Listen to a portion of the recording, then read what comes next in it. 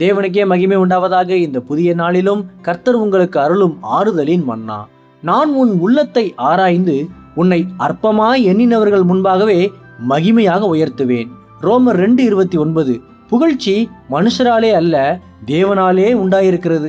கிறிஸ்துவுக்கு பிரியமானவர்களே, மனிதர்களின் தற்காலிகமான பாராட்டுதல்களுக்காக நீங்கள் எதிர்பார்த்து காத்திருந்து தற்போது அவர்கள் உங்களை அங்கீகரிக்காததால் மிகவும் சோர்ந்து போய் கண்ணீரோடு நிற்கிறீர்களா?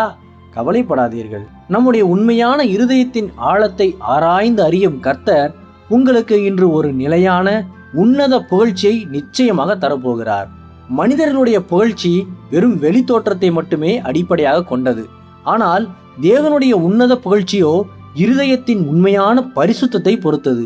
மனிதர்களின் புகழ்ச்சியை விரும்பிய பரிசேயர்களை கண்டித்து அந்தரங்கத்தில் பார்க்கிற பிதாவே பலனளிப்பவர் என்று இயேசு கிறிஸ்து தாமே நமக்கு மிக தெளிவாக போதித்திருக்கிறாரே.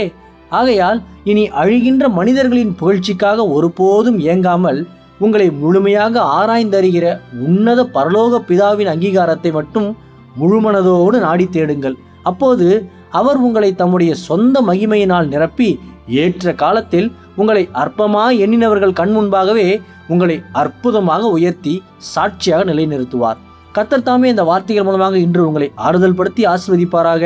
ஆமேன். அல்லேலூயா. ஜெபிப்போம். என் அன்புள்ள பரிசுத்த பரலோக பிதாவே, இந்த புதிய நாளுக்காக உமக்கு ஸ்தோத்திரம்.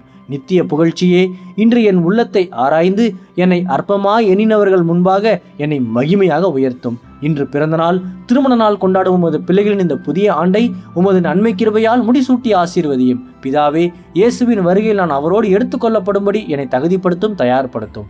இயேசுவின் நாமத்தில் ஜெபிக்கிற நீங்கள் நல்ல பிதாவே. ஆமேன். மாரநாதா.